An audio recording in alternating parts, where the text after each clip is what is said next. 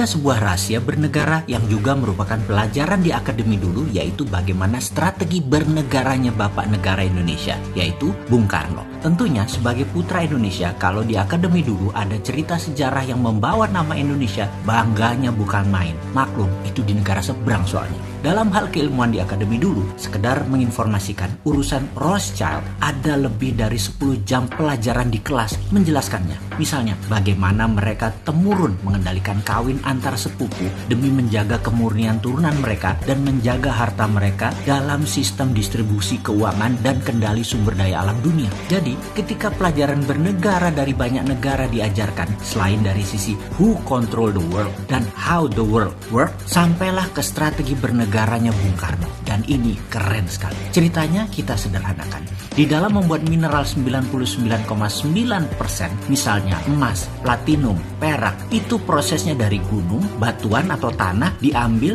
diproses tambang, dimasukkan smelter, di refining, jadilah metal murni. Metal murni dari mineral tambang. Proses membuat 1 kg emas dengan 1 ton emas ya sama saja mata rantainya. Disinilah kejeniusannya Bung Karno dimulai. Dia merasa mengapa harus menunggu mineral metal itu ada dulu baru kita manfaatkan sebagai alat jual beli metal atau alat tawar, dijadikan underlying terbitnya mata uang atau currency. Oleh Bung Karno apa yang dilakukan? Data di gunung, dihitung cost accountingnya, maka diperkirakan misalnya dengan kecepatan 10 tahun nantinya akan dapat 1000 ton emas misalnya. Maka ketimbang nunggu 1000 ton itu ada, rupiah di print saja senilai 1000 ton emas sekarang, di mana modal untuk membuat 1000 ton emas tersebut mulai dari mining proses hingga pemurnian refining katakanlah 30%-nya. Lah, gunungnya gunung sendiri ngapain dibayar? Karena itu harganya cuma 30%. Yang dibayar hanya proses tambang hingga pemurnian saja, karena itu dapatnya cuma 30%.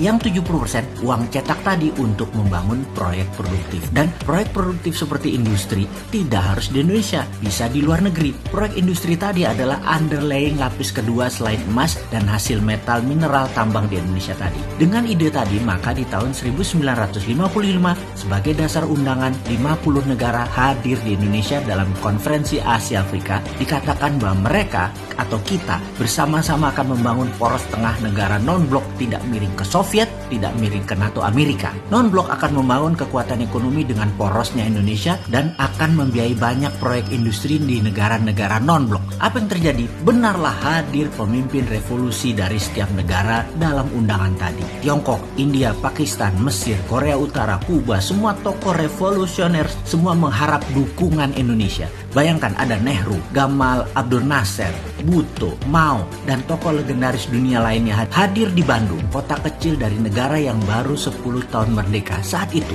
ide jenius Bung Karno mempesona dunia. Indonesia akan membiayai negara non-blok ekonominya tadi. Ternyata, Bung Karno hanya pemikir tunggal atau pemikir sendirian. Di dalam negeri, dirongrong kelompok-kelompok yang ingin berkuasa seperti kaum nasionalis, kaum sosialis, komunis, terus berada di sekeliling Bung Karno untuk dapat mempengaruhi kebijakan politik Bung Karno. Kaum Nasakom itu dirangkul oleh Bung Karno. Inilah yang membuat gonjang-ganjing politik nasional kala itu. Di dunia, kekuatan diplomasi dan manuver rupiah sebagai kekuatan ekonomi belum digarap sempurna. Geoekonomi belum tergarap cantik. Jadinya, beliau selesai dengan kudeta cantik di tahun 1966 yang selanjutnya sahabat tahu ceritanya. Pelajaran sejarah di akademi berhenti di cerita tersebut. Namun dunia tidak berhenti di situ. Tiongkok mengambil ide Bung Karno. Mereka tanpa jaminan sumber alam mineral metal berani melawan hegemoni negara superpower di tahun 90-an, di mana Amerika lagi fokus di Timur Tengah untuk mengambil energi minyak dan gas. Tiongkok printing renminbi berdasarkan industri dalam negeri. Dalam 20 tahun underlying mereka kuat dan mulailah ekspansi ke luar negeri, meminjamkan renminbi cetakan yang banyak ke negara luar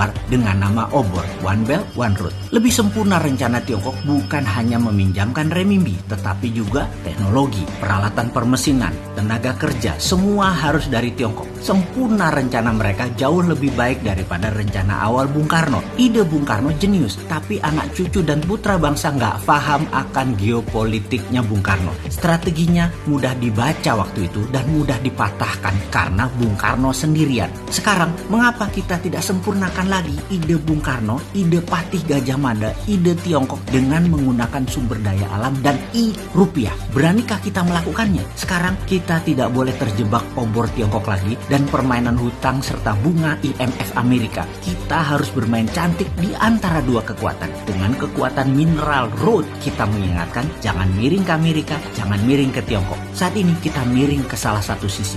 Kita tidak netral lagi. Kita bisa dilihat menyalahi amanah undang-undang sebagai negara netral, negara bebas aktif. Dan informasi ini hanya mengingatkan, gunakan lebih dari satu hati di dalam mengelola negara. Hati-hati.